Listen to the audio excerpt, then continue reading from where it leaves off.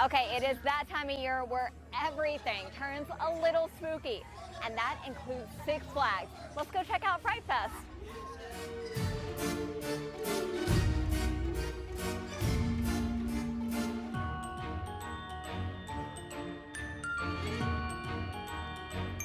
Okay, so it is officially spooky season. We're here at Six Flags Fright Fest, so tell me a little bit about what all you guys have going on here. What don't we have going on? Six Flags Over Texas is taking Halloween to the spookiest level ever. This year we have 6 haunted mazes or haunted houses, people know them, 5 scare zones with more than 200 actors, including, you know, this ones that you see back here. And then we have limited time food, limited time beverages and merchandise.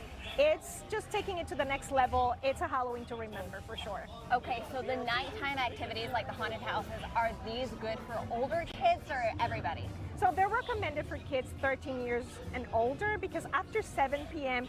it can get pretty creepy. We're not gonna lie.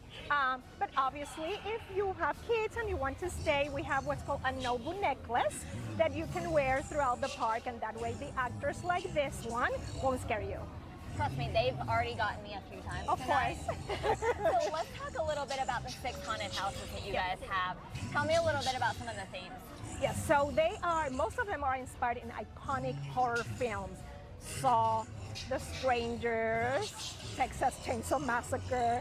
I mean, these are movies that everybody has seen. Conjuring, but we are the only park in the world that this year has one haunted maze inspired in The Strangers chapters 1 and 2. So these are movies that people are very familiar with, and the theming is absolutely top-notch.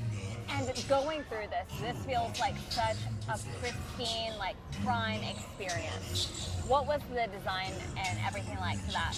So the minute Fright Fest ends, they start putting together and planning the Fright Fest for the following year. So a lot of thought goes, you know, a lot of thinking and strategizing and all of that goes into place for pretty much a whole year. So November 3rd, you know, they'll start plotting the one for next year. So we invite you to come September 12th to November 2nd, starting at 6 p.m. on select weekends, and it's the place to be. It's a Halloween to remember for sure. Nice. And if you do have some of those younger kids that don't want to come to these afternoon activities, you do have stuff earlier in the day, but still Halloween themed, right? Yes, this year for the first time we have trick or treat or daytime activities. They start at noon.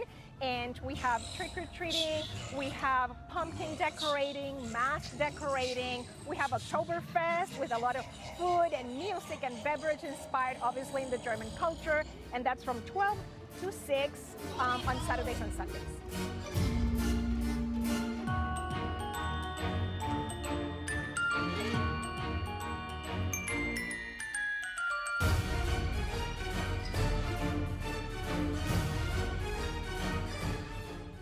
That was just perfectly eerie and spooky and scary. Thank you so much, Brittany. And by the way, the situation there does run through November 2nd, so you've got time to get in on it.